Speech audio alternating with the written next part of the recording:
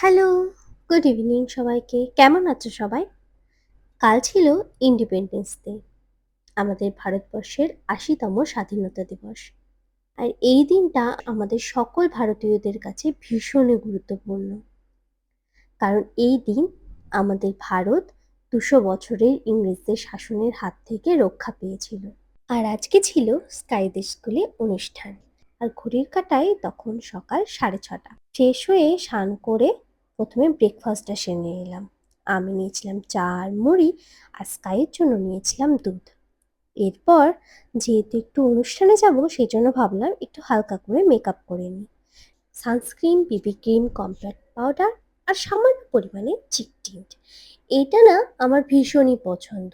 আর স্কাইকে মার কাছে খেতে দিয়ে আমি তাড়াতাড়ি করে রেডি হয়ে নিচ্ছিলাম, না হলে সময় পাওয়া যাচ্ছিল না। প্রায় ৭:৩০টায় স্কাইদের স্কুলে পতাকা উত্তোলন আছে, আর তার আগেই পৌঁছানো দরকার।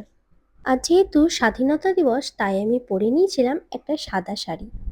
এরপর স্কাইকে একদম রেডি করে বেরিয়ে গেলাম স্কাই স্কুলে যাওয়ার জন্য। স্কুলে গিয়ে প্রথমেই ওদেরকে একটা লাইনে দাঁড় করানো হলো পতাকা উত্তোলনের জন্য। আর ওদের স্কুলে গিয়ে সত্যি বলতে নিজের স্কুলের কথাও মনে পড়ছিল। আমরাও কতগুলো বছর এভাবেই লাইনে দাঁড়িয়ে পতাকা উত্তোলন দেখেছি, প্রোগ্রাম করেছি, গান, নাচ, আবৃত্তি আরও কত কিছু। তবে এখন মেয়ের জন্য স্কুলে যেতে হচ্ছে, এতদিন নিজের জন্য যেতাম।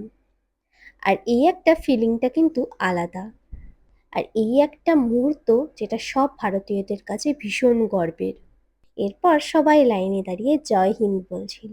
এইসব ব্যাপারগুলো ওদের মধ্যে ছোট থেকেই ঢোকে। দেশকে ভালোবাসার শিক্ষা ওরা ছোট থেকেই পায়। তারপর স্কুলের প্রভাত ফেরি শুরু হলো। যেহেতু অনেকটা পথ যাবে, সেই জন্য স্কাই তো অত দূর হাঁটতে পারবে না, তাই আমরা স্কুটিতে করেই চলে গেছিলাম। অ্যাকচুয়ালি ওদের নতুন স্কুল হচ্ছে, ওদের প্রোগ্রামটা নতুন স্কুলেই হবে। এই যে স্কুলের র্যালির সাথে সাথে আমরাও পেছন পেছন চলে গেলাম।